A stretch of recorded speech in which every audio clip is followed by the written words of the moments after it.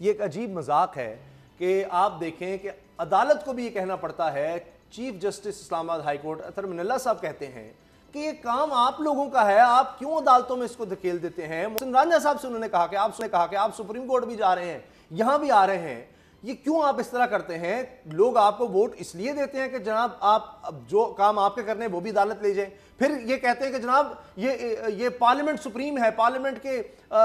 کے اختیارات نہ چھینے جائیں، کوئی ان کے ہاتھ نہ لگائے پارلیمنٹ کو۔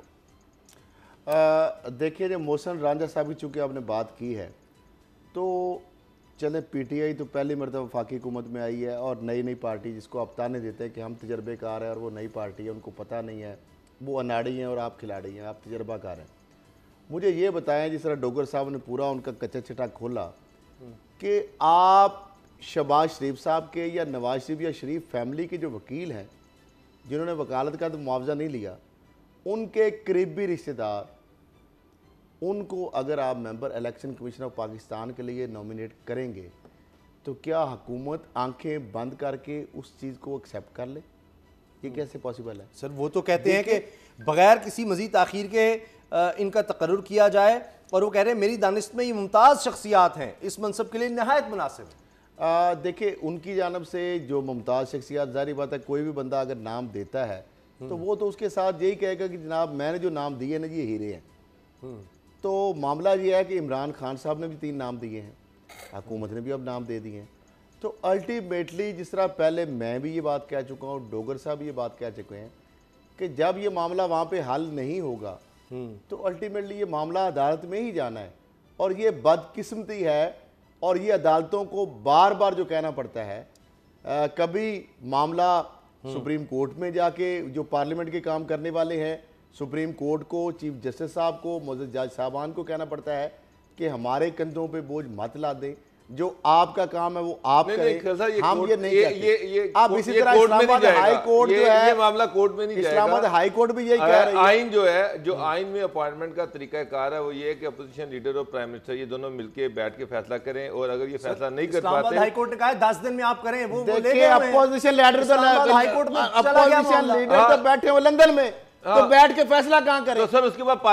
پارلیمانی کمیٹی ہے نا، کہ پارلیمانی کمیٹی کو ریفر ہو جائے گا، اور پارلیمانی کمیٹی جو ہے اس نے بیٹھ کے حل کرنا ہے۔ آئین کے اندر اس سے آگے کچھ نہیں ہے، تو آگے تشریح سپریم کورٹ نے کرنی ہے نا، پھر پر یہ تو نہیں مسئلہ ہے ہے نا کھل صاحب، یہ تو نہیں نا ہو سکتا کہ اگر یہ فیصلہ نہیں کر پاتے تو معاملہ سپریم کورٹ خود فیصلہ کرے گی۔ سر نون لیگ کو لے کر گئی ہے 10 مہینے، 1 سال ہو گیا، جنوری سے سندھ کی اور بلوچستان کی سیٹ خالی ہے، کیوں نہیں کر سکے سیاستدان؟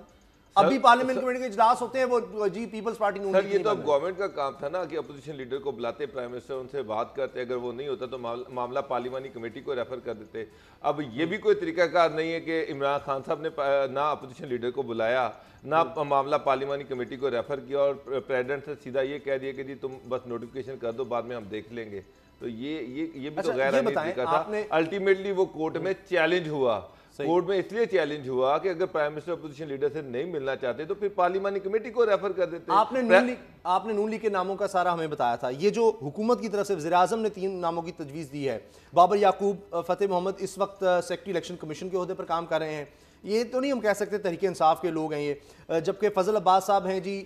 یہ سابق سیکرٹری کے ہیں جی، یہ بھی سابق سیکرٹری ہیں، مختلف وزارتوں میں کام کر چکے ہیں۔ پھر تیسری شخصیت ہے Arif Khan, chief executive officer trade development authority of Pakistan. اچھا اس میں ایک سب سے اہم چیز جو ہے نا، آپ جو مجھے دونوں پولیٹیکل پارٹی جو ہیں انہوں نے اس دفعہ عدلیہ سے کوئی نام نہیں لیا۔ آپ دیکھ لیں نہ پی ایم ایل این نے کوئی عدلیہ سے نام لیا، نہ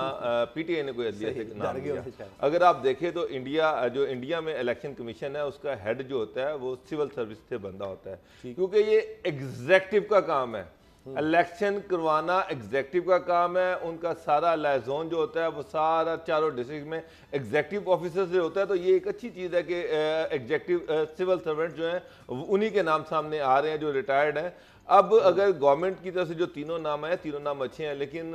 میرے نزدیک بابر یعقوب جو ہیں وہ اس میں سب سے سٹرونگ کینڈیڈیٹ ہیں۔ بابر صاحب جو ہیں ان کو پی ایم ایل این نے ریکمینڈ کیا تھا سیکرٹری الیکشن کمیشن کے لیے، 2018 کے انہوں نے الیکشن کروائے، ایک نیوٹرل آدمی ہے، پھر پارٹی کے دور میں وہ چیف سیکرٹری بلوچستان رہے، اس کے بعد نون لیگ کے دور میں بھی سیکٹری فیڈرل سیکٹری انڈسٹریز رہے، اس کے بعد فیڈرل سیکٹری کیبنٹ رہے، نون لیگ کے دور میں ان کی appointment as secretary election commission ہوئی ریٹائرمنٹ کے بعد،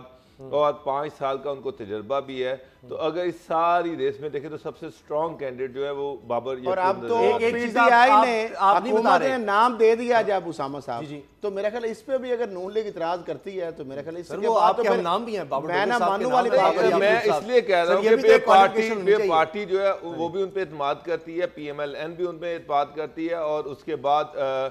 پی ٹی آئی جو ہے انہوں نے اس کا نام پرپوز کیا ہے. سبسکرائب کریں اور بیل دبائیں تاکہ کوئی خبر رہ نہ جائے.